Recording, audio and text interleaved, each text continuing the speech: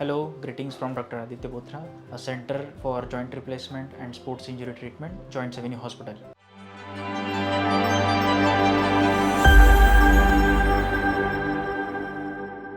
तो आज हम डिस्कस करने वाले हैं कि रोटेटर कफ बेसिकली ये रोटेटर कफ होता क्या है, इसकी इंजरीज़ कैसे होती है और इसके क्या क्या ट्रीटमेंट ऑप्शंस अवेलेबल है। तो रोटेटर कफ बेसिकली होता क्या है, जैसे कि आप ये बोन मॉडल में देख पा रहे हैं कि ये जो हमारा शोल्डर जॉइंट है, ये नीचे वाला जो बॉल वाला जो पोर्शन बनाता है, इसको इस बोन को हम कहते हैं ह्यूमरस, और ये जो ऊपर जो सॉकेट बनाता है इसको हम ग्लिनॉइड कहते हैं। तो ये जो बोन ये जो जॉइंट है, ये आप देख सकते हैं कि यहाँ पर काफ़ी सारी मसल्स दिख रही है। तो ये जो पहली मसल है इसको सबस्कैपुलरिस कहते हैं, एक बाइसेप्स है, ये सुप्रास्पाइनेटस है, और ये पीछे ऐसी दो मसल्स होती है, इसे टेरिस माइनर और इंफ्रास्पाइनेटस कहा जाता है। तो most of the times rotator cuff injury जब भी होती है तो 90% ऑफ द टाइम्स ये जो सुप्रास्पाइनेटस मसल होती है ये फट जाती है। अब इसके फटने के क्या क्या कारण होते हैं, तो जन्मतः ऐसा देखा गया कि यदि बोन का एंगल, एक्रोमिन नाम का एक बोन होता है, यदि कभी नीचे झुका हुआ है, यदि ये दोनों बोन्स स्कैपुला और ह्यूमरस इन दोनों के बीच में मूवमेंट जो है वो मिसमैच है, तो उसकी वजह से भी ये मसल के ऊपर आके बार बार ये बोन इम्पिंच कर सकता है, उसके कारण ये फट सकता है।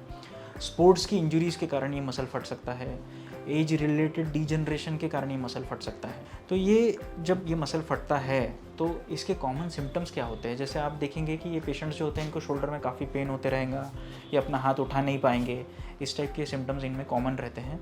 और अपने हाथ में इनको वीकनेस लगती है, किसी भी सामान को शोल्डर से उठा के रखने के लिए या बाहर घुमाने के लिए इन्हें वीकनेस का एहसास होगा। तो अब इसके ट्रीटमेंट क्या होती है, यदि ये मसल फटी हुई है तो इसका हम यूजुअली रिपेयर करते हैं। अभी रिपेयर दूरबीन द्वारा होता है, जिसे हम आर्थ्रोस्कोपिक सर्जरी कहते हैं। और ये जब रिपेयर होता है इस मसल का, तो इसके बाद में इसके रिकवरी का टाइम जो होता है कम से कम यूजुअली 3 मंथ्स तक के होता है। इसके रिपेयर के काफ़ी सारे टेक्निक्स है जिनके बारे में हम अपने अगले वीडियोस में डिटेल में डिस्कस करेंगे। और इसका जो रिपेयर होता है ये कभी सिंगल रो हो सकता है। सिंगल रो का मतलब रहता है कि हम एक ही रो में अपने एंकर्स डालेंगे और उसके ऊपर इसको टाके लगा देंगे, या फिर डबल रो होता है।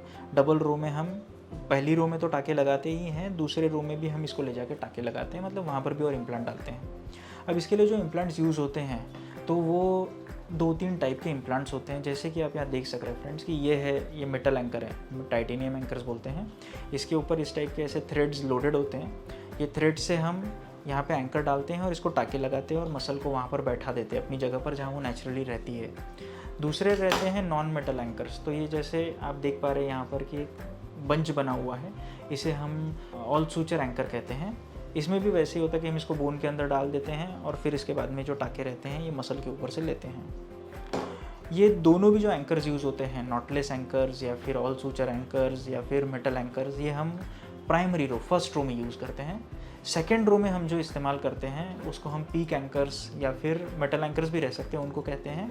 तो ये जो पहले रो के जो धागे लगे हुए रहते हैं उनके टाकों को हम इसमें से पास करते हैं और ये एंकर को हम बोन के अंदर डाल के उन टाकों को वहाँ पे लॉक कर देते हैं, ताकि कि जो हमारा रिपेयर का स्ट्रेंथ है वो काफ़ी बढ़ जाए। तो यदि आपके किसी भी परिचित को रोटेटर कफ से संबंधित समस्याएं हैं तो आप उनके साथ हमारा वीडियो शेयर कीजिए और आप ये वीडियो सब्सक्राइब कीजिए और बेल आइकॉन पे क्लिक कीजिए, ताकि आपको फ्यूचर नोटिफिकेशंस भी इसके बारे में मिलती रहेंगी। Thank you.